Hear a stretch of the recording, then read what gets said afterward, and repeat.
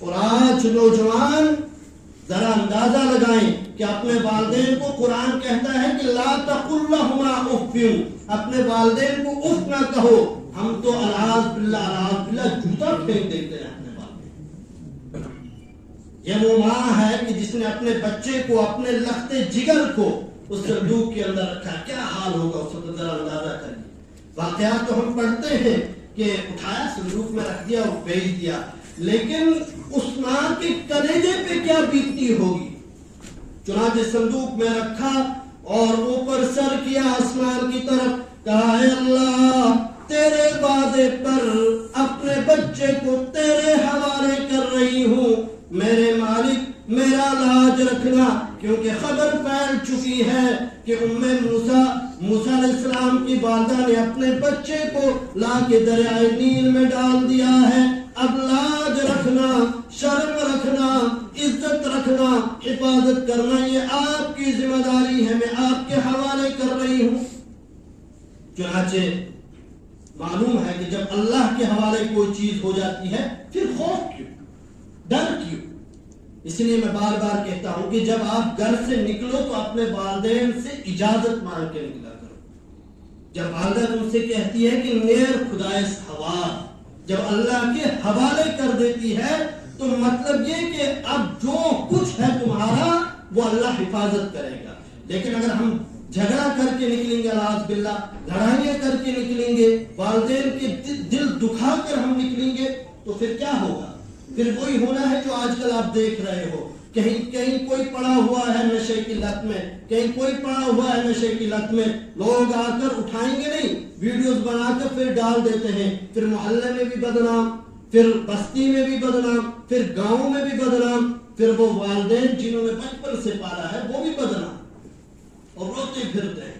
پرسوں ایک مستورات میرے پاس آئی تھی، بڑی تکلیف میں، بڑی رو رہی تھی.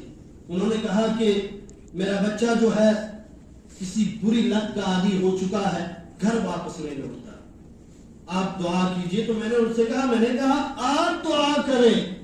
جو اولاد کے حق میں ایک ماں کی دعا قبول ہوتی ہے وہ میری کہاں ہو. یہ حال ہے اس وقت کہ آج بیٹی ماں کی نہیں ہے، باپ بیٹے کا نہیں اور بیٹا باپ کا نہیں ہے. جیسے اعوذ باللہ قرآن کہتا ہے کہ یوم یفر المرء من اخیہ وامہ وابیہ وصاحبتہ وبنیہ. قرآن کریم واضح طور سے کہتا ہے کہ قیامت کا جو حشر ہوگا، قیامت کا جو دن ہوگا، اس دن نہ باپ بیٹے کا، نہ بیٹا باپ کا، نہ ماں بیٹی کی، نہ بیٹی ماں کی ہوگی. وہی حال ہے اس وقت، قیامت برپا ہے، کوئی کسی کا پسا نہیں حال. چنانچہ کیا ہوا، اب ماں کو تو اطمینان ہو گیا، اس نے اللہ کے حوالے کر دیا، لیکن بہن سے نہ رہا گیا. اس نے کہا معصوم میرا چھوٹا بھائی، اس سے ماں نے دریا میں ڈال دیا. اور کیا ہوا، استمشی اختک فتقول هل ادلکم علی من یکفل. اس کی بہن کیا ہوئی، دریا کے کنارے چلنے لگی، اس ڈر سے کہ میرے بھائی کا کیا ہوگا، میرے بھائی کو کون اٹھائے گا، کون مارے گا، کون کیا کرے گا میرے بھائی کا. آخر جب چلتی ہے بہن، ساتھ ساتھ میں صندوقچہ بھی چل رہا ہے. جب آگے پہنچے تو اسی دریا کی طرف، جو دریا ان کی محل کے نیچے سے بہہ کے جا رہا تھا، اسی دریا کی طرف یہ صندوقچہ روانہ ہو گیا. اب بہن کو برداشت نہ رہا. اب آنکھیں کیسے دیکھتی، جس سے بچا رہی تھی اسی محل کی طرف تو جا رہا ہے صندوقچہ. اب کیا کرتی، روتے روتے واپس آتی ہے اور اپنی اماں سے کہتی ہے اماں وہی ہو گیا جو نہیں ہونا تھا. کہ بیٹی کیا ہوا، کہ صندوقچہ اسی طرف جا رہا ہے، میں ابھی دیکھ کے آئی. فتقول هل ادلکم علی من یکفل فرجعناک.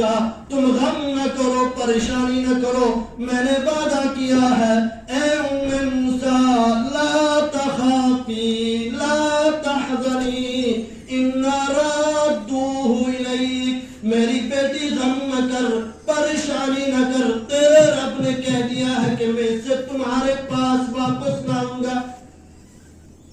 چنانچہ بہن کو تھوڑا سا مطمئن ہوئی اور پھر اس کے بعد پھر سے دوڑی بھاگی بھائی کدھر. اس کے بعد جب دور سے جا کر دیکھا ہے तो फिरौन आ रहा था और संदूकचा भी जा रहा था आहिस्ता आहिस्ता आहिस्ता आहिस्ता।